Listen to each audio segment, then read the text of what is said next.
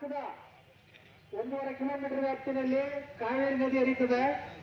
ಪ್ರತಿದಿನ ಲಕ್ಷಾಂತರ ಕ್ಯೂಸೆಕ್ ನೀರು ಮೆಟ್ಟೂರು ಡ್ಯಾಮ್ ಅನ್ನು ತುಂಬಿ ಸಮುದ್ರ ಸೇರ್ತಾ ಇದೆ.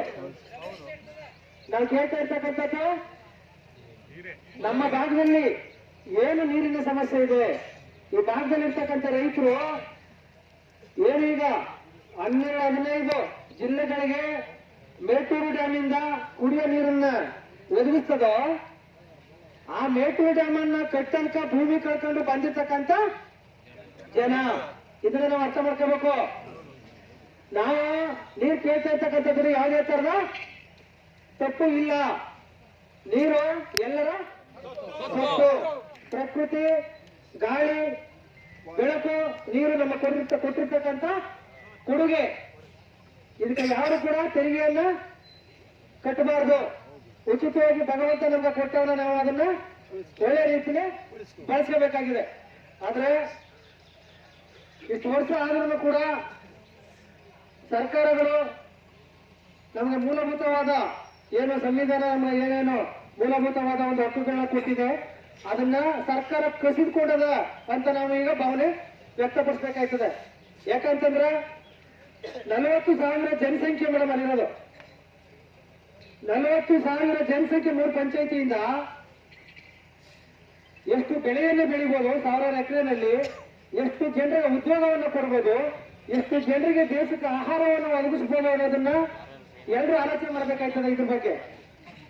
ಅದರಿಂದ ನಾವೇನು ಇಲ್ಲಿ ಬಂದಿದ್ದೀವಿ, ಸುಮ್ಮನೆ ಬಂದು ಹೋಗೋದಕ್ಕೆ ಬಂದಿಲ್ಲ, ಸರ್ಕಾರಕ್ಕೆ ಎಚ್ಚರಿಕೆಯನ್ನ ಕೊಡೋದಕ್ಕೆ ಬಂದಿದ್ದೀವಿ.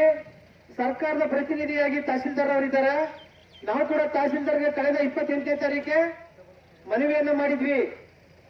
ಏನು 3 ಪಂಚಾಯಿತಿ ವ್ಯಾಪ್ತಿಯಲ್ಲಿ ನೀರಿನ ಸಮಸ್ಯೆ ಇದೆ, ಶುದ್ಧವಾದ ನೀರನ್ನ ಕುಡಿಯದೆ ಜನರ ಆರೋಗ್ಯದಿಂದ ಬಳಲ್ತಾ ಇದ್ದಾರೆ, ದೊಡ್ಡ ದೊಡ್ಡ ಒಂದು ಕಾಯಿಲೆಗಳಿಂದ ಪ್ರತಿದಿನ ನೋವನ್ನ ಅನುಭವಿಸ್ತಾ ಇದ್ದಾರೆ.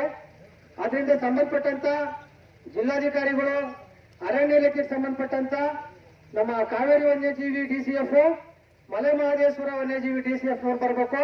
ಹಾಗೆ ಕಾವೇರಿ ನೀರಾವರಿ ಇಲಾಖೆಯ ಹಿರಿಯ ಅಧಿಕಾರಿಗಳು ಬರಬೇಕು ಅಂತ ನಾವು ಅವ್ರಿಗೆ ಮನವಿಯನ್ನ ಕೊಟ್ಟಿದ್ವಿ. ಆದ್ರೆ ಇವ್ರು ಹೇಳ್ತಾರೆ ನಮಗ್ ಬಂದಿದ್ದೆ 3 ದಿನದಲ್ಲಿ ಅಂತ. ಅದರಿಂದ ಯಾರು ಇಷ್ಟು ಲೇಟ್ ಮಾಡಿದ್ರು ಅವ್ರ ಮೇಲೆ ಕ್ರಮ ತಗೋಬಾರ್ದ ಅಲ್ವಾ? ಈಗ ನಮ್ಮ ಸಮಸ್ಯೆ ಮೇಲ್ಮಟ್ಟವ್ರು ಬಂದಿದ್ರೆ ಡೈರೆಕ್ಟ್ ಅವರು ಸಂಬಂಧಪಟ್ಟಂತ ರಾಜ್ಯ ಸರ್ಕಾರದ ಜೊತೆ ಸಂವಹನ ನಡೆಸೋರು. ಈಗ ಇಲ್ಲಿ ಪೋಸ್ಟ್ಮನ್ ಕೆಲಸ ಆಗ್ಬೇಕಾಗದ. ಈಗ ಏನು ನಮ್ಮ ಗ್ರಾಮೀಣ ಭಾಗದಲ್ಲಿ ಅಂಚೆ ಇಲಾಖೆಯವರು ಮನೆ ತಲುಪಿಸ್ತಾರ, ಆ ರೀತಿ ನಮ್ಮ ವಿಚಾರನ ತಲುಪಿಸೋ ಅಂತ ಪರಿಸ್ಥಿತಿ ಇವತ್ತಿನ ದಿನ ನಾವು ಕೂತಿದೀವಿ. ಈಗ ಯಾಕಂತಂದ್ರೆ ಸಂಬಂಧಪಟ್ಟವ್ರು ಬಂದಿಲ್ವಲ್ಲ, ಅವ್ರಿಗೆ ಜನರ ಬಗ್ಗೆ ಕಾಳಜಿ ಇದೆಯೋ ಅಥವಾ ಇಲ್ವೋ ಅದು ಭಗವಂತನಿಗೆ ಗೊತ್ತಿರ್ತದೆ. ಯಾಕಂತಂದ್ರೆ ನಾವು ಸಾಕಷ್ಟು ಬಳಲಿದ್ದೀವಿ ಇಷ್ಟು ವರ್ಷ. ಇನ್ ಮುಂದಕ್ಕೆ ನಾವು ಆ ರೀತಿ ನೋವನ್ನ ಅನುಭವಿಸೋದು ಬೇಡ. ಆದ್ರಿಂದ ತಹಸೀಲ್ದಾರಲ್ಲಿ ನಾವು ಮನವಿ ಮಾಡೋದು, ತಹಸೀಲ್ದಾರ್ ಅವರೇ, ಕಾವೇರಿ ನದಿಯಿಂದ ಕೇವಲ 12-15 ಕಿಲೋಮೀಟರ್ ವ್ಯಾಪ್ತಿಗೆ ಏನು ಇಲ್ಲಿ ಹರಿತಾಳ ಕಾವೇರಿ, ಅದನ್ನ ಡಂಪ್ ಮಾಡಿಕೊಟ್ರೆ ನಮಗೆ ಈ ಒಂದು ನಾವು ಹೇಳ್ತಿದ್ದೀವಲ್ಲ ಯೋಜನೆ, ಈ ಒಂದು ಯೋಜನೆಗ 3 ಅಂಕೆಗಳ ಕೋಟಿ ಬೇಡ. 3 ಅಂಕೆಗಳ ಕೋಟಿ ಅಂದ್ರೆ ಗೊತ್ತಾಯ್ತಾ? 100 ಕೋಟಿ ಮೇಲೆ ನಮಗೆ ಬೇಕಾಗಿಲ್ಲ. ಕೇವಲ 2 ಅಂಕೆಗಳ ಕೋಟಿ ಆದ್ರೆ ನಮ್ಮ 40,000 ಜನ, ಸಾವಿರಾರು ಎಕರೆ ಜಮೀನು ಏನು ಅನುಭವಿಸ್ತಾವಿ ಕಳೆದ 22 ವರ್ಷದಿಂದ, ಮುಂದಿನ ದಿನದಲ್ಲಿ ನಾವು ಒಳ್ಳೆ ಜೀವನವನ್ನ ನಡೆಸಬಹುದು. ಕೇವಲ 2 ಅಂಕೆಯ ಕೋಟಿಯನ್ನ ಕೊಟ್ರೆ, ಆ 2 ಅಂಕೆಯ ಕೋಟಿ ಸರ್ಕಾರಕ್ಕೇನು ದೊಡ್ಡದಲ್ಲ ಅಥವಾ ದುಬಾರಿ ಅಲ್ಲ. ಈಗ ತಹಸೀಲ್ದಾರ್ ಅವರ ಇವರೇ ಹೇಳ್ಬೇಕಾಯ್ತದೆ ಇಲ್ಲಿ. ಯಾಕಂದ್ರೆ ನಾವು ಅಲ್ಲೂ ಕೂಡ ಹೇಳಿದ್ವಿ, ಸರ್ಕಾರದ ಹತ್ರ 2 ಅಂಕೆಯ ಕೋಟಿನ ಕೊಡಕ್ಕಾಗಲ್ಲ ಅಂದ್ರ ನಾವೇ ಭಿಕ್ಷೆ ಬೇಡಿ ನಮ್ ಕೆಲಸನ ನಾವು ಮಾಡ್ಕೊಳ್ಳುವ ಅಂತ ಈ ಕೆಳಮಟ್ಟಕ್ಕೆ ಸರ್ಕಾರ ಹೋಗಿಲ್ಲ ಅಂತ ನಾವು ಅನ್ಕೋತೀವಿ. ಅಂತ ಕೆಳಮಟ್ಟಕ್ಕೆ ಹೋಗೋದಂತ ಅವ್ರು ತೋರ್ಪಡಿಸ್ಕೊಂಡ್ರ ನಾವೇ ನಮ್ಮ ಒಂದು ನೀರಾವರಿ ಯೋಜನೆ ಮಾಡ್ಕೊಳ್ಳೋ ಹಂತಕ್ಕೆ ಬರ್ಬೇಕಾಯ್ತದೆ. ಮತ್ತೆ ಈ ದಂಡಳ್ಳಿ ಪಕ್ಕದ 1.5 ಕಿಲೋಮೀಟರ್ ಅಲ್ಲಿ ಗ್ರಾಮ ಇದೆ. ಈ ಹನಿ ನೀರಾವರಿ ಈ ಭಾಗದಲ್ಲಿರೋರ್ಗೆ ಏನಾದ್ರು ಗೊತ್ತಿದ್ಯಾ? ಡ್ರಿಪ್ ಇರಿಗೇಷನ್ ಅಂತ ಲ್ಯಾಟ್ರಲ್ ಬಿಟ್ಕೊಂಡು ನಾವು ವ್ಯವಸಾಯ ಮಾಡ್ತೀವಲ್ಲ, ತರಕಾರಿ ಹಣ್ಣು ಹಂಪಲ ಬೆಳಿತೀವಲ್ಲ, ರಾಗಿ ಭತ್ತ ಬೆಳೆಯಕ್ಕಾಗಲ್ಲ. ಅದ್ರಲ್ಲಿ ಕಬ್ಬು ಬಾಳೆ ತರಕಾರಿ ಎಲ್ಲಾ ತರದ ಬೆಳೆಗಳನ್ನು ಬೆಳಿಬೋದು. ಮೇಡಮ್, ತಾವು ಸರ್ಕಾರದ ಗಮನಕ್ಕೆ ತರಬೇಕು, ಇದನ್ನ ನೀವು ನೋಟ್ ಮಾಡ್ಕೋಬೇಕು. ನಾವು ಇದನ್ನ ಸೇರಿಸಿಲ್ಲ. ಇಲ್ಲಿ ಬಂದ ನಂತರ ರೈತರು ನಮ್ ಗಮನಕ್ಕೆ ತಂದಿರ್ತಾರೆ. ಇಲ್ಲಿ ಏನು ರೈತರು ವ್ಯವಸಾಯ ಮಾಡ್ತಾರ, ಇಂದಿನಿಂದನೂ ಕೂಡ 5,000 ಎಕರೆ ಪ್ರದೇಶ ಇಲ್ಲಿ ರೈತರದ್ದಿದೆ ಅಂತ ಹೇಳಿ ಮಾನ್ಯ ವಿಶ್ವಚೇತನ ಪ್ರೊಫೆಸರ್ ರಂಜನ್ ಸ್ವಾಮಿ ಅವರು 1993-94 ಸಾಲಿನಲ್ಲಿ 89-90-94 ಸಾಲಿನಲ್ಲಿ ಈ ಭಾಗದಲ್ಲಿ ಬಂದು ಈ ಭಾಗದ ಸಮಸ್ಯೆಗಳನ್ನ ಆಲಿಸಿ ಸಂಬಂಧಪಟ್ಟಂತ ತಮಿಳುನಾಡು ಸರ್ಕಾರದ ಜೊತೆ ಈ ಭಾಗದ ಏನು ಡಾಕ್ಯುಮೆಂಟ್ಸ್ ಗಳದ ಅದನ್ನೆಲ್ಲ ಕಲೆ ಹಾಕಿ ಇಲ್ಲಿ ರೈತರ ಜಮೀನು ಕಂದಾಯ ಭೂಮಿ ಏನಿದೆ ಅನ್ನೋದನ್ನ ಗುರುತು ಮಾಡಿ ಹೋಗಿರ್ತಾರೆ. ಎಷ್ಟು ದಿನ ಆದ್ರೂ ಅವ್ರಿಗೆ ಸಾಗುವಳಿ ಚೀಟಿನ ಕೊಟ್ಟಿಲ್ಲ, ಅವ್ರ ಹೆಸರಿಗೆ RTCಗಳು ಬಂದಿಲ್ಲ. ಆದ್ರಿಂದ ತಾವು ತಹಸೀಲ್ದಾರ್ ಇದ್ದೀರಿ, ಏನು 5,000 ಎಕರೆ ಏನಿದೆ ಆ 5,000 ಎಕರೆ ಕಡ್ಡಾಯವಾಗಿ ಇಲ್ಲಿ ಯಾರು ವ್ಯವಸಾಯ ಮಾಡ್ತಾ ಇದ್ದಾರೆ ಈಗಾಗಲೇ ಅವರು, ಮತ್ತೆ ಈಗಾಗಲೇ ವ್ಯವಸಾಯ ಮಾಡಕ್ಕಾಗದೆ ಅಂತರ್ಜಲ ಹಿಂಗೋಗಿ ಅನೇಕ ಜನ ಬೇರೆ ಬೇರೆ ಕಡೆ ವಲಸೆ ಹೋಗೋರೆ. ಅವ್ರು ಇಲ್ಲ ಅಂತೇಳಿ ಅವ್ರಿಗೂ ಮೋಸ ಮಾಡೋದು ಬೇಡ, ಅವ್ರಿಗೂ ಕೂಡ ಮತ್ತೆ ಇನ್ನು ಅನೇಕ ಕಡೆಗಳವರು ಕೂಡ ಇಲ್ಲಿ ಬಂದು ಇಂದ ವ್ಯವಸಾಯ ಮಾಡ್ತಿದ್ರು. ಯಾರಿಗೂ ಅನ್ಯಾಯ ಆಗ್ಬಾರ್ದು. ಜೊತೆಗೆ ಅವ್ರೆಲ್ರಿಗೂ ಕೇವಲ 1.5 ಕಿಲೋಮೀಟರ್ ಅಂತರದಲ್ಲಿ ಇರೋದ್ರಿಂದ ಹನಿ ನೀರಾವರಿ ಸೌಲಭ್ಯನ ಕಲ್ಪಿಸಿ ಅವರ ಒಂದು ಜೀವನ ಒಳ್ಳೆಯ ರೀತಿಯಲ್ಲಿ ಸಾಗೋದಕ್ಕೆ ಅನುವು ಮಾಡಿಕೊಡ್ಬೇಕು ಮೊದಲನೇದಾಗಿ. ಹಾಗೆ ಈಗಾಗಲೇ ಮಲೆ ಮಹದೇಶ್ವರ ಬೆಟ್ಟಕ್ಕೆ ಲಕ್ಷಾಂತರ ಜನ ಇಲ್ಲಿ ಪಾದಯಾತ್ರೆ ಹೋಗ್ತಾರೆ. ಎಲ್ರಿಗೂ ಗೊತ್ತಿರೋ ವಿಚಾರ ತಾನೇ ಇದು. ತಹಸೀಲ್ದಾರ್ ಗೊತ್ತಿದ್ದೋ ಗೊತ್ತಿರೋ ಹೊಸಬ್ರಿದ್ದಾರೆ, ಅವ್ರ ಗಮನ ತರುವ. ಆದ್ರಿಂದ ಮೇಡಮ್ ಅವ್ರೀಗ ಇವ್ರು ಹೇಳ್ತಾರೆ ಇದು ವೈಲ್ಡ್ ಆಫ್ ಅಂತ. ಮಲೆ ಮಹದೇಶ್ವರ ಬೆಟ್ಟನೂ ಕೂಡ ವೈಲ್ಡ್ ಆಫ್, ಬೆಳಗಿರಾಮನ್ ಬೆಟ್ಟ ಕೂಡ ಹುಲಿ ಯೋಜನೆ, ಬಂಡೀಪುರ ಕೂಡ ಹುಲಿ ಯೋಜನೆ. ಆದ್ರೆ ಎಲ್ಲ ಕಡೆನೂ ಅಂತಾರಾಜ್ಯ ಸಂಪರ್ಕ ಕಲ್ಪಿಸ್ತಕ್ಕಂಥ ರಾಷ್ಟ್ರೀಯ ಹೆದ್ದಾರಿಗಳು ಇದೆ. ಅದೇ ರೀತಿ ಪಕ್ಕದ ಬಾರ್ಡರ್ ತಮಿಳುನಾಡು, ಈ ಕಡೆ ಕರ್ನಾಟಕ. ನಾವು ಕೇಳ್ಕೊಳ್ಳೋದೇನಪ್ಪ ಅಂತಂದ್ರೆ, ಏನು ಮಧ್ಯ ಕಾವೇರಿ ನದಿ ಹರಿತದ, ಇಲ್ಲಿ ಸೇತುವೆಯನ್ನು ನಿರ್ಮಾಣ ಮಾಡುತ್ತೆ. ಆದ್ರ ಈ ಭಾಗದಲ್ಲಿ ಏನು ಪ್ರತಿ ತಿಂಗಳು ಮಲೆ ಮಹದೇಶ್ವರ ಹುಂಡಿನಲ್ಲಿ ಕೋಟ್ಯಾಂತರ ರೂಪಾಯಿ ಹಣ ದೊರೀತದೋ ಅದು ಇನ್ನೂ ದುಪ್ಪಟ್ಟ ಆಯ್ತದೆ. ಯಾಕಂತಂದ್ರೆ ಇಲ್ಲಿ ಸೇತುವೆ ನಿರ್ಮಾಣ ಮಾಡೋದ್ರಿಂದ ಭಕ್ತಾದಿಗಳ ಸಂಖ್ಯೆ ಜಾಸ್ತಿ ಆಯ್ತದೆ. ನಮ್ಮ ಈ ಭಾಗದಲ್ಲಿ ಏನು ನೀರಾವರಿ ಸೌಲಭ್ಯ ಆದಾಗ ಮಾಟಳ್ಳಿ, ಕುರಟೆ ಹೊಸೂರು, ಶೆಟ್ಟಹಳ್ಳಿ ಪಂಚಾಯತಿ, ಈ ಪಂಚಾಯತಿಗಳ ರೈತರು ಏನ್ ಬೆಳೀತಾರೆ ಅದನ್ನ ಬೆಂಗಳೂರಿಗೆ ತಲುಪಿಸೋದಕ್ಕೆ ತುಂಬಾ 85 ಕಿಲೋಮೀಟರ್ 120 ಕಿಲೋಮೀಟರ್ ಹೇಳಿದ್ರು. 88-90 ಕಿಲೋಮೀಟರ್ ತುಂಬಾ ಹತ್ತಿರದಲ್ಲಿರ್ತಕ್ಕಂಥ ಒಂದು ಪ್ರದೇಶ ಇರೋದ್ರಿಂದ ಆ ಒಂದು ಯೋಜನೆ ಕೂಡ ಆಗ್ಬೇಕಾಯ್ತದೆ. ಮತ್ತೆ ಈಗಾಗಲೇ ಕಾವೇರಿ ವನ್ಯ ವಲಯ ಆಗ್ಬೋದು, ಮಲೆ ಮಹದೇಶ್ವರ ವನ್ಯ ವಲಯ ಆಗ್ಬೋದು, ನಾವು ಹನ್ನೂರು ತಾಲೂಕಲ್ಲಿ ಇದ್ದೀವಿ. 200ಕ್ಕಿಂತ ಹೆಚ್ಚು ಗ್ರಾಮೀಣ ಪ್ರದೇಶಗಳನ್ನ ಹೊಂದಿರ್ತಕ್ಕಂಥ ಒಂದು ತಾಲೂಕು. ಈ ತಾಲೂಕಿನಲ್ಲಿ ಒಂದು 10% ಹೊರತುಪಡಿಸಿ ಇನ್ನು 90% ಎಲ್ಲರೂ ಕಾವೇರಿ ವನ್ಯ ವಲಯ, ಮಲೆ ಮಹದೇಶ್ವರ ವನ್ಯ ವಲಯದಲ್ಲಿ ಜೀವನ ಮಾಡ್ತಾ ಇರ್ತಕ್ಕಂಥ ಜನ ಮತ್ತೆ ರೈತರು. ಆದ್ರಿಂದ ನಾವೇನು ಇಲಾಖೆ ಅಥವಾ ಸರ್ಕಾರ ಹುಲಿ ಯೋಜನೆ ಮಾಡಕ್ ಹೊರಟಿದ್ಯೋ ಅದು ಕಾವೇರಿ ವನ್ಯ ವಲಯ ಆಗ್ಬೋದು ಅಥವಾ ಮಲೆ ಮಹದೇಶ್ವರ ವನ್ಯ ವಲಯ ಆಗ್ಬೋದು, ಅದನ್ನ ದಯಮಾಡಿ ಅದನ್ನ ಮೂವ್ ಅಪ್ ಮಾಡಬೇಡಿ. ಇವತ್ತಿಂದನೇ ಸ್ಟಾಪ್ ಮಾಡಿ. ಯಾಕಂತಂದ್ರೆ ಒಬ್ಬ ಸೈಲ ಮಾತಾಡ್ತಾ ಇಲ್ಲ, ಎಲ್ರ ಪರವಾಗಿ ಒಬ್ಬ ಸೈಲೇಂದ್ರ ಮಾತಾಡ್ತಾವನ. ಎಲ್ಲರ ಅಭಿಪ್ರಾಯನೂ ಕೇಳೋದು ಅವಶ್ಯಕತೆ ಇಲ್ಲ ಅನ್ಕತ್ತೀರಿ. ಏನ್ ಹೇಳ್ತೀರಾ? ಆದ್ರಿಂದ ಇವತ್ತು ನಮ್ಗ ಸೇತುವೆ ಹಾಕ್ಬೇಕು, ಮತ್ತೆ ಹುಲಿ ಯೋಜನೆ ಏನಿದೆ ಅದು ಓದಿಸ್ಬೇಕು. ಮುಖ್ಯವಾಗಿ ನಮ್ಗೆ ಇರ್ತಕ್ಕಂಥದ್ದು ಈಗ ನೀರಾವರಿ ಯೋಜನೆ. ಈಗಾಗ್ಲೇ ನಾವು ಮಾತಾಡಿದ್ದೀವಿ, ಎಲ್ಲಾ ಕಡೆ ಪ್ರಚಾರ ಮಾಡಿದ್ದೀವಿ. ಮಾಧ್ಯಮಗಳಲ್ಲಿ ಬಂದಿದೆ, ಸರ್ಕಾರದ ಮಟ್ಟಕ್ಕೆ ಹೋಗಿದೆ. ಈ ಸರ್ಕಾರಕ್ಕೆ ಹೆಂಗಪ್ಪ ಅಂತಂದ್ರ ಈ ಪಂಚೇಂದ್ರಿಯಗಳು ಅಂತೀವಲ್ಲ, ಪಂಚೇಂದ್ರಿಯಗಳು ಗೊತ್ತಾ? ಅದು ಇಲ್ಲ. ಹೇಳ್ದನ್ನ ಕೇಳಿಸ್ಕೊಳ್ಳಂತ ಕಿವಿಯೂ ಇಲ್ಲ. ನಾವ್ ಹೇಳ್ತಾ ಇದ್ದೀವಿ, ಕಿವಿ ಕೇಳಿಸಲಿಲ್ಲ. ಕಣ್ಣಾರು ನೋಡಿದಾರೇನು ಅಂತಂದ್ರೆ ಕಣ್ಣು ಇವಾಗದವ್ರ ಕಣ್ಣು ಇಲ್ಲ. ಅಥವಾ ನಾವು ಹೇಳ್ದದ್ನ ಅಥವಾ ಬರವಣಿಗೆಲಿ ಕೊಟ್ಟದ್ನ ಓದಾದ್ರು ಅವ್ರಿಗೆ ಹೇಳವ ಅಂತಂದ್ರೆ ಬಾಯಿನೂ ಸೇದಾಗಲ್ಲ. ಅದರಿಂದ ಪಂಚೇಂದ್ರಿಯಗಳನ್ನ ಸಂಪೂರ್ಣವಾಗಿ ಕಳ್ಕೊಂಡಿರ್ತಕ್ಕಂಥ ಸರ್ಕಾರ ಅಂತಂದ್ರ ನಮ್ ಕೇಂದ್ರ ಸರ್ಕಾರ, ರಾಜ್ಯ ಸರ್ಕಾರ. ಅದರಿಂದ ಸರ್ಕಾರ ಅಂದ್ರೆ ಅವರಲ್ಲ, ಸರ್ಕಾರ ಅಂದ್ರೆ ಯಾರು? ನಾವೇ ಸರ್ಕಾರ ಅಂದ್ರ. ನಾವು ಗುದ್ದಿದ್ರು ಮಾತ್ರ ರಾಷ್ಟ್ರಪತಿಗೂ ಒಂದೇ ಓಟು, ಪ್ರಧಾನಿಗೂ ಒಂದೇ ಓಟು, ಮುಖ್ಯಮಂತ್ರಿಗೂ ಒಂದೇ ಓಟು, ನಮ್ಮ ನಿಮ್ಮೆಲ್ರಿಗೂ ಒಂದೇ ಓಟು. ಅದನ್ನ ಪ್ರತಿಯೊಬ್ರು ಅಧಿಕಾರಿಗಳು ತಿಳ್ಕೋಬೇಕು, ಜನಪ್ರತಿನಿಧಿಗಳು ತಿಳ್ಕೋಬೇಕು. ಈ ಓಟಿನ ಪವರ್ ಏನ ಅನ್ನೋದನ್ನ ನಾವು ಪದೇ ಪದೇ ಪ್ರತಿ ವರ್ಷ ಬರೀ ಇದನ್ನೇ ಹೇಳ್ಕೊಂಡು ಕಡೆ ಹೋಗೋದು ಬೇಡ. ಈಗ ನಾವು ಬಂದಿದ್ದೀವಿ, ನಮ್ ಕೆಲಸ ಹಾಕ್ಬೇಕಷ್ಟೇ. ಈಗ ನಾವೇನು ಹೇಳ್ತಾ ಇದ್ದೀವಿ, ಈಗ ಯಾವ್ದು ನೀರಾವರಿ ಯೋಜನೆ, ಅದು ಇನ್ನು 15 ದಿನದೊಳಗ ದಂಟಹಳ್ಳಿ ಮಾರ್ಗವಾಗಿ ಸೆಟ್ಟಹಳ್ಳಿ, ಕುರಟಿ ಹೊಸೂರು, ಮಾಟಹಳ್ಳಿ ಪಂಚಾಯತಿಗೆ DPR ಆಗ್ಬೇಕು. ಏನ್ ಹೇಳ್ತೀರಾ? 15 ದಿನ ಕೊಡವ, ಇಲ್ಲ ಇನ್ನೊಂದು ವರ್ಷ, ಇನ್ನೊಂದು 22 ವರ್ಷ ಕೊಡವ? 15 ದಿನ ಡೆಡ್ ಲೈನ್. ನಾಳೆ ಪೇಪರ್ ಅಲ್ಲಿ ಬರ್ಬೇಕು ಸರ್, ಇದ್ರದ್ದು ರಿಪೋರ್ಟ್ ನಾಳೆ ಬೆಳಗ್ಗೆ ಪೇಪರ್ ಅಲ್ಲಿ ಬರ್ಬೇಕು, ಮಾಧ್ಯಮದಲ್ಲಿ ಬರ್ಬೇಕು. ಆಯ್ತು, 15 ದಿನದಲ್ಲಿ ನಮ್ಗೆ DPR ಬರ್ಲಿಲ್ಲ ಅಂದ್ರ ತಮಿಳುನಾಡಿಗೆ ಮತ್ತೆ ಮಲೆ ಮಹದೇಶ್ವರ ಬೆಟ್ಟಕ್ಕೆ ಇರ್ತಕ್ಕಂಥದ್ದು ಒಂದೇ ರೋಡು. ಯಾವ ರೋಡು?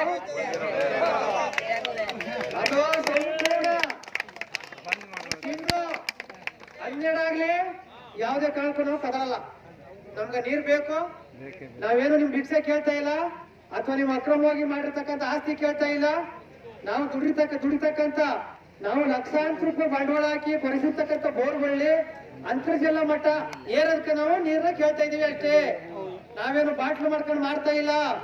ನಾವು ಹಾಲು ಕರೆದು ನಿಮ್ಗೆ ಕೊಡ್ತಾವೆ, ಬೆಳೆದು ಅನ್ನ ಕೂಡ ನಿಮ್ಗೆ ಕೊಡ್ತೀವಿ.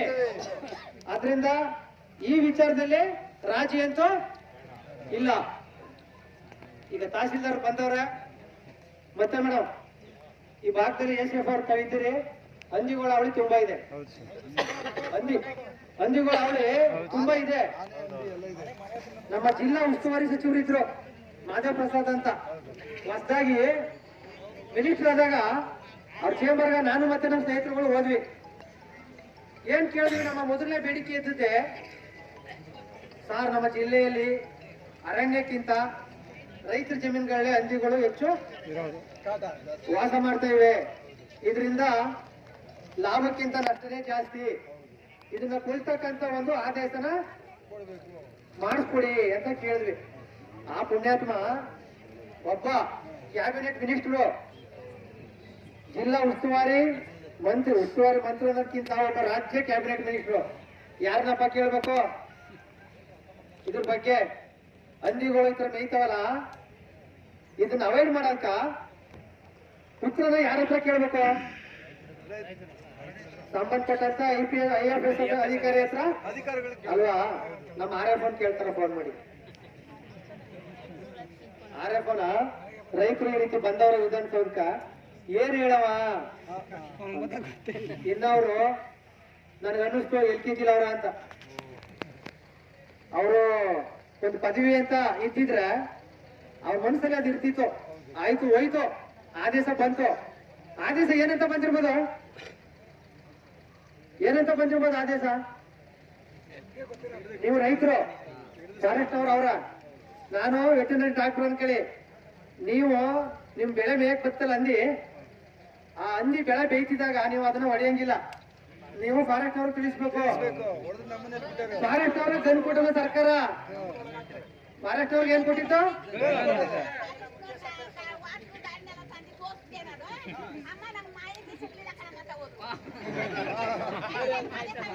ಫಾರೆಸ್ಟ್ ಅವ್ರಿಗೆ ಏನ್ ಕೊಟ್ಟಿದ್ದು? ಗನ್ ಕೊಟ್ಟಿದ್ ಮಾತ್ರಕ್ಕೆ ಅವ್ರು ಹೊಡೆಯಂಗಿಲ್ಲ. ಅವರು ಸಂಬಂಧಪಟ್ಟಂತ ವೆಟರ್ನರಿ ಡಾಕ್ಟರ್ ಇರ್ತಾರಲ್ಲ ಅವ್ರನ್ನ ಕಳಿಸ್ಬೇಕು. ಅವರು ಅಂದಿ ದಂಡರಿದ್ದು ನಾವು ಹೋದ್ರೆ ಬಿಟ್ಟದ ನಮ್ಮನ್ನ ದುರ್ಬಿ ತಕೊಂಡ್ ನೋಡ್ಬೇಕದ್ನ. ಸರ್ ಸೆಟಳ್ಳಿ ಗ್ರಾಮದಲ್ಲಿ ಒಂದು ಅಮ್ಮನಿಗೆ ಗುದ್ದೆ 37 ಹೊಲಿಗೆ ಹಾಕಿ ಇನ್ನ ಅಡ್ಮಿಟ್ ಆಗಿದ್ದಾರೆ, ಇನ್ನ ಬಂದಿಲ್ಲ. ಗುದ್ದಿ 37 ಹೊಲಿಗೆ ಹಾಕಿದಾರೆ, ಇನ್ನ ಬಂದಿಲ್ಲ. ಸಗಳೆ ಗ್ರಾಮದಲ್ಲಿ ಅಮ್ಮಂಗೆ ಗುದ್ಬಿಟ್ಟು 37 ಹೊಲಿಗೆ ಹಾಕಿದ್ದಾರೆ ಕೈಗೆ, ಆಗಿ ಒಂದು ವಾರ ಆಗಿದೆ, ಇನ್ನ ಬಂದಿಲ್ಲ. ಬಂದಿದ್ರಂತೆ.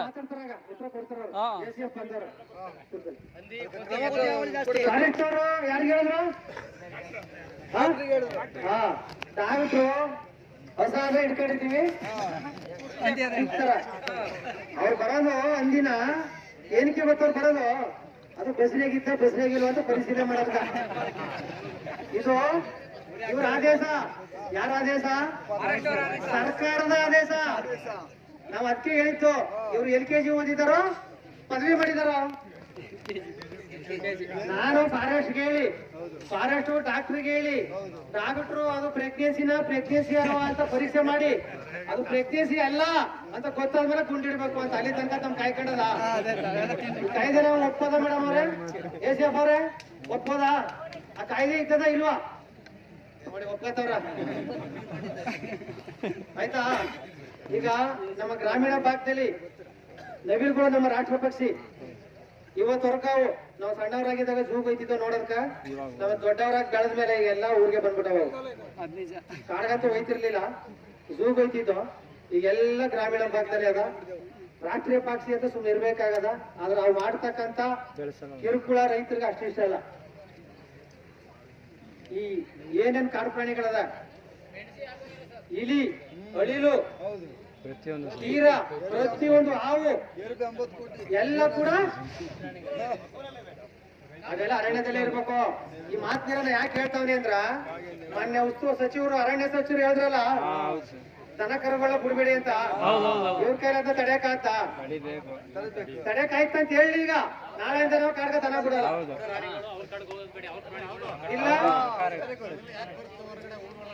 ಇಲ್ಲ ಇನ್ನೂ ಒಂದು ಕೆಲಸ ಮಾಡ್ಲಿ ಅವರು. ಅರಣ್ಯ ಗ್ರಾಮೀಣ ಭಾಗ ಅಂತಂದ್ಮೇಲೆ ನಾನು ಹೇಳಿದೆ, ಕಾವೇರಿ ವನ್ಯವಲಯ, ಮಾದೇಶ್ವರ ವನ್ಯವಲಯ ಸಂಪೂರ್ಣ ಗ್ರಾಮೀಣ ಭಾಗಗಳನ್ನ ವ್ಯಾಪಿಸ್ಕೊಂಡಿರ್ತಕ್ಕಂಥ 2 ವಲಯಗಳು ಅಲ್ವಾ. ಈ ತಂತಿ ಬೇರೆ ಹಾಕಿ ಅಂದ್ರೆ ತಂತಿ ಬೇರೆನೂ ಹಾಕ್ತಾ ಇಲ್ಲ ಇವರು. ಯಾರೋ ಫಾರೆಸ್ಟ್ನವರು. ಈಗ ಒಂದು ಕೆಲಸ ಮಾಡುವ ನಿಯಮನೇ ಇರ್ತದ. ಒಂದ್ ಗ್ರಾಮದಲ್ಲಿ ಇಷ್ಟು ಹೊಸ ಅದ ಅಂತಂದ್ರ ಇಷ್ಟು ಭೂಮಿ ಇರ್ಬೇಕು ಅಂತ. ಗೋಮಾಳಗಳಿದ್ದು, ಗೋಮಾಳಗಳೆಲ್ಲ ಏನದ, ಉಳ್ಳವರ ಪಾಲಾದ. ಎಲ್ಲಕ್ಕಿಂತ ಹೆಚ್ಚಾಗಿ ರಾಜಕಾರಣಿಗಳ ಪಾಲಾಗೋಯ್ತು. ಈಗ ನಮ್ಗ ಭಾಗ ಬೇಕು. ನಾವು ಅರಣ್ಯದೊಳಗ ಒಳಗಡೆ ಬರಬೇಡ ಅಂತಂದ್ರ ನಮ್ಗ ಭಾಗ ಬೇಕು. ನೀವು ಲೇಸರ್ ಅಳವಡಿಸಿ ಎಲ್ಲಿಗೆ, ಕಾಡಿಗೆ, ಅರಣ್ಯ ಪ್ರದೇಶಕ್ಕೆ. ಆನ್ಗೂ ಗೊತ್ತಾಗಲ್ಲ, ಮನುಷ್ಯನ್ಗೂ ಗೊತ್ತಾಗಲ್ಲ. ಟಚ್ ಆದ್ರೆ ಅದೇನಾಯ್ತದ, ಶಾಕ್ ಆಯ್ತದ, ವಾಪಸ್ ಬರಲ್ಲ. ಮಾಡ್ಬೇಕಲ್ವ ಅದನ್ನ? ಕೋಟ್ಯಾಂತರ ರೂಪಾಯಿ ಹಣ ವ್ಯಯ ಮಾಡ್ತಿದ್ದೀರಿ. ರೈತನ್ನು ಗಮನದಲ್ಲಿ ಇಟ್ಕೊಳ್ಳಿ, ನಿಮ್ ಕಾಡು ಪ್ರಾಣಿಗಳನ್ನು ಗಮನದಲ್ಲಿ ಇಟ್ಕೊಳ್ಳಿ. ಅವಕ್ಕೂ ನೀರ್ ಸೌಲಭ್ಯ ಕೊಡಿ, ನದಿ ಮೂಲಕ. ದನ ಕರುಗಳಿಗೂ ನೀರಿನ ಸೌಲಭ್ಯನ ಕೊಡಿ. ಇದಾಗಲ್ವಾ? ಇವ್ರೇನಾದ್ರು ಇಲಾಖೆಯವರೇ ಆಗ್ಲಿ ಅಥವಾ ನಾವು ಆರ್ಸಿ ಕಳಿಸಿರ್ತಕ್ಕಂಥವರೇ ಆಗ್ಲಿ, ಅವರ ಪ್ಯಾಕೆಟ್ ಮನಿ ತಗೊಂಡೇನಾದ್ರು ಖರ್ಚು ಮಾಡ್ತಾ ಇದಾರ? 100 ರೂಪಾಯಿ ಕೊಟ್ರ 99 ರೂಪಾಯಿ ಇಟ್ಕೊಂಡು 1 ರೂಪಾಯಿ ಖರ್ಚು ಮಾಡ್ತಾವ್ರ. ಲೆಕ್ಕ ತೋರ್ಸೋದ್ ಮಾತ್ರ 99 ರೂಪಾಯಿ. 1% GST ಕಟ್ಬೇಕಲ್ಲ, GST ಅಂತ ಹೇಳ್ತಾರ. ಆದ್ರಿಂದ ಇವೆಲ್ಲ ಆಗದ್ ಬೇಡ. ಮತ್ತೆ ಈ ಭಾಗದಲ್ಲಿ ಅದೆಲ್ಲ ಇಲ್ಲಿ 1-3 ಮೊಸಳೆಗಳಿದ್ದಾವ ಅಂತ ಸರ್. ಎಲ್ಲರೂ ಕೂಡ ರೈತರು ಇರೋದ್ರಿಂದ ಬೇರೆ ಕಡೆ ಶಿಫ್ಟ್ ಮಾಡ್ಬೇಕು. ನಿಮ್ ಕೈಲಿ ಆಗಲ್ಲ ಅಂದ್ರೆ ಹೇಳ್ಬೇಕಾದ್ರೆ ನಾವೇ ಮಾಡ್ತೀವಿ, ಆಯ್ತಾ? ಯಾಕಂದ್ರೆ ಕ್ರೌಡ್ ಆಗೋದ್ ಬೇಡ. ನಾವು ಮೀನ್ ಹಿಡಿಯೋರು, ಹುಲಿ ಬಂದ್ರ ನೀವು ಗನ್ ಹಿಡ್ಕತ್ತಿದ್ರೆ ಕೈಲಿ ಹಿಡ್ಕತ್ತೀವಿ ರೈತರು. ಅದ್ರಲ್ಲಿ 2 ಮಾತಿಲ್ಲ, ಆಯ್ತಾ? ಅದ್ರಿಂದ ಏನು ತಾಯಂದ್ರೆ ಹೇಳ್ತಾವ್ರ, ಇಲ್ಲಿ ಮೊಸಳೆ ಇದೆ ಅಂತ ಹೇಳಿ. ದೊಡ್ಡವರಾದ್ರೆ ಎದುರ್ಕೊಳ್ಳಲ್ಲ, ಅವ್ರಿಗೆ ಜವಾಬ್ದಾರಿ ಇರ್ತದ. ಸಣ್ಣ ಮಕ್ಕಳು ಅಪ್ಪಿತಪ್ಪಿ ಏನಾದ್ರೂ ಆ ಕಡೆ ಹೋದ್ರ ಮತ್ತೆ ಲಕ್ಷಾಂತರ ಜನ ಭಕ್ತಾದಿಗಳು ಮಾದೇಶ್ವರನ ಬೆಟ್ಟಕ್ಕೆ ಹೋಗಿ ಅಲ್ಲಿ ಏನು ಗೋಲಕಕ್ಕೆ ಹಾಕ್ತಾರ ಆ ಹಣನೇ ಸರ್ಕಾರದಲ್ಲಿ ಸಂಬಳದ ರೂಪದಲ್ಲೂ ಗೊತ್ತಾದ. ಇಲ್ಲ ಅವ್ರಿಗೆ ಮನ ಮರ್ಯಾದೆ ಇದ್ರ ತಡಪಿಲ್ಲ ಸೇತುವೆ ಕಟ್ಬಿಡೋ ಅದೇ ದುಡ್ಲಿ ಅಂತಿದ್ರು. ಯಾಕಂತಂದ್ರ ಹೋಗೋ ದುಡ್ಡೆಲ್ಲ ಯಾರು ಗೊತ್ತು? ಎಲ್ಲ ಸರ್ಕಾರಕ್ಕೆ. ಅದರಿಂದ ಆ ಹಣನ ಇದಕ್ಕಾರು ಬಳಸ್ಲಿ ಅಥವಾ ಸರ್ಕಾರ ಆದ್ರೂ ಇಲ್ಲಿ ಸೇತುವೆನ ನಿರ್ಮಾಣ ಮಾಡಿಕೊಡ್ಲಿ. ಮತ್ತೆ ಮಾಟಾಳಿ ಭಾಗದಲ್ಲಿ ಹಾಲೇರಿ ಕೆರೆ ಅಂತಿದೆ ಸರ್, ಎಸ್ ಸರ್, ಅದನ್ನ ಅಭಿವೃದ್ಧಿ ಪಡಿಸಿ ಅಂತ ಹೇಳಿ ಸಿದ್ದರಾಮಣ್ಣನ ಕೈಗೂ ಕೊಟ್ಟಾಯ್ತು ಅರ್ಚ ಇಲ್ಲಿಗೆ ಸತ್ಯಗಾಲಕ್ಕೆ ಬಂದಿದ್ದಾಗ. ಮತ್ತೆ ಇಲ್ಲಿ ಬೆಟ್ಟಕ್ಕೆ ಬಂದಿದ್ರಲ್ಲ ಆಗ್ಲೂ ಕೂಡ ಅವ್ರ ಗಮನಕ್ಕೆ ತಂದಾಯ್ತು. ಮತ್ತೆ ಪತ್ರ ವ್ಯವಹಾರ ಕೂಡ ಬೇರೆ ತರದಲ್ಲೆಲ್ಲ ಮಾಡಾಯ್ತು. ಆದ್ರೂ ಕೂಡ ಸಂಬಂಧಪಟ್ಟಂತ ದಾಖಲೆಗಳನ್ನ ಕೊಡ್ರಿ ಅಂತಂದ್ರ ಬಾಯಲ್ಲಿ ಓರಲ್ ಆಗಿ ಏನ್ ಹೇಳ್ತಾರೆ ಗೊತ್ತಾ? ಏನ್ ಹೇಳ್ಬೋದು?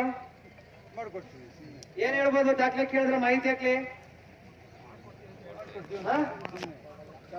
ನಾಗಪ್ಪ ಅವ್ರಿದ್ರಲ್ಲ, ನಾಗಪ್ಪ ಮಾಜಿ ಸಚಿವರು, MLA, ಈ ಊರಿನ ಮಗ, ಅವರ ವಿಚಾರದಲ್ಲಿ ಗಲಾಟೆಯಾಗಿ ಸುಟ್ಟೋಯ್ತು ಅಂತಾರ.